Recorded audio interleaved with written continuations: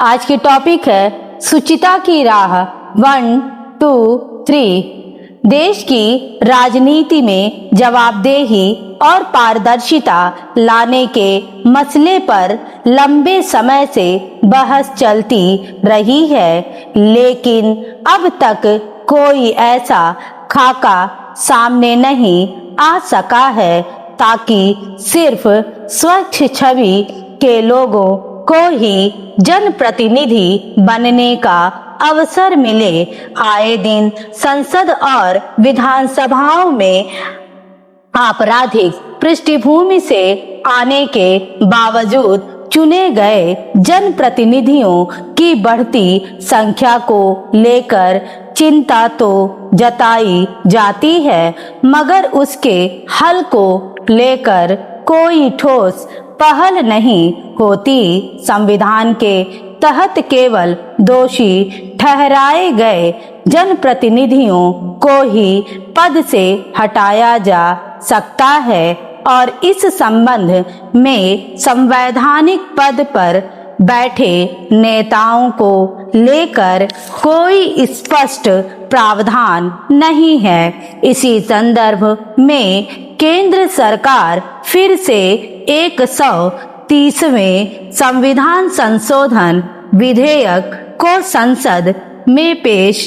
कर सकती है, जिसके तहत प्रधानमंत्री, मुख्यमंत्री या अन्य मंत्रियों को 5 साल से ज्यादा सजा के प्रावधान वाले गंभीर अपराधों के लिए गिरफ्तार किए जाने और लगातार 30 दिनों तक हिरासत में रखे जाने पर पद से हटाने का प्रस्ताव है। अगर विधेयक की जांच के बाद संयुक्त संसदीय समिति इसे अपनी मंजूरी देती है तो संसद के मानसून सत्र में इस पर बहस की संभावना है। गौरतलब है कि पिछले वर्ष अगस्त में केंद्रीय गृह मंत्री ने संसद में यह विधेयक पेश किया था। हालांकि विपक्षी दलों की ओर से उठाई गई आपत्तियों के बाद इसकी जांच के लिए संयुक्त संसदीय समिति का गठन किया गया था, लेकिन कांग्रेस सहित ज्यादातर विपक्षी दलों ने अपनी चिंताओं को नजरअंदाज किए जाने की आशंका के मद्देनजर समिति का बहिष्कार कर दिया था।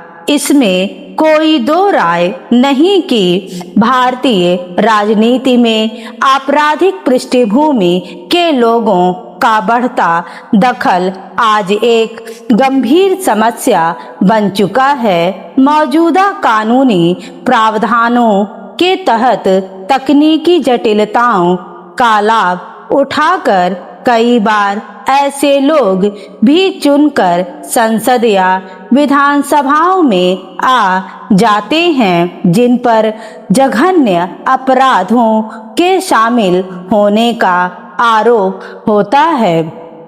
अक्सर सामने आने वाली रिपोर्ट में खासी संख्या में दागी जनप्रतिनिधियों के विधायिका में पहुंचने का ब्यौरा होता है, जिस पर सभी दल चिंता जताते हैं, लेकिन ऐसे लोगों को टिकट ना देने को लेकर किसी के भीतर कोई इच्छा शक्ति नहीं दिखती।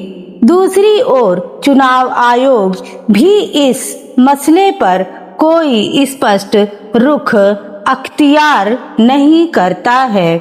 इस लिहाज से देखें तो सार्वजनिक जीवन में जवाबदेही बढ़ाने से लेकर लोकतंत्र में नैतिकता और शुचिता सुनिश्चित किए जाने के लिए एक सख्त नियमन वक्त की जरूरत है, मगर यह ध्यान रखने की जरूरत है कि नया कानून देश के लोकतंत्र ढांचे पर विपक्षी प्रभाव डालने वाला ना हो। स्टॉप।